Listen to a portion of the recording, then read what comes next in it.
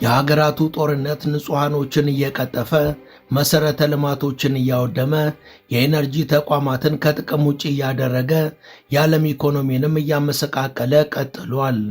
ኢራን ትናንት ንጋት ላይ በኢራቅ በሚገኘው የአሜሪካ የጦር ቤዝ ላይ አስደንጋጭ ጥቃትን ፈጽማለች። የጦር ቤዙ ሙሉ ለሙሉ በእሳት ጋይቷል። In Iraq, a drone attack has caused a fire near a US military complex in Baghdad. Victory Base is within the perimeter of the international airport. The area has come under repeated attacks since the war in Iran began. ኢራን የጦር ቤዙን ዶግ አመድ ለማድረግ ኮራም ሻራት ባላስቲክ ሚሳኤልና የተለያዩ ድሮኖችን ተጠቅማለች።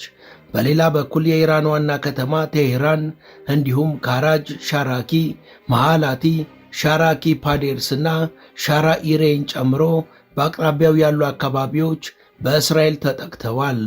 ኢራን በበኩሏ በዲያጎ ጋርሲያል ደሴት ላይ 2 መካከለኛ ርቀት ባላስቲክ ሚሳኤሎችን አስወንጭፋለች።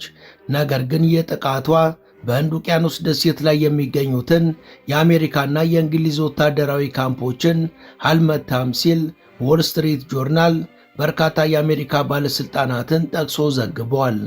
የኢራን አብዮታዊ ዘብ በበኩሉ በመካከለኛው ምስራቅ ከ55 በላይ ቦታዎችን በመምታቱ በሰባ የአሜሪካና የእስራኤል የጦር ቤዞች ላይ ከባድ ውድመትን አድርሷል። የአብዮታዊ ዘቡ እስራኤልንም በተደጋጋሚ ቀኑን ሙሉ ሲደበድብ ውሏል። የአሜሪካው መሪ ዶናልድ ትራምፕ በበኩላቸው የኢራንን የኒውክለር ቁሳቁሶች ለመጠበቅ ወይም ከሀገሪቷ ለማውጣት ስትራቴጂውን እያጤኑ እንደሆነ ገልጸዋል። ነገር ግን በጦርነቱ በተጨባጭ እየተደቆሱ ሳለ እንደዚህ አይነት ስትራቴጂ እያጤንኩ ነው ብሎ መናገር ብዙም የማይዋጥ እንደሆነ የፖለቲካ ሊቆች ገልጸዋል።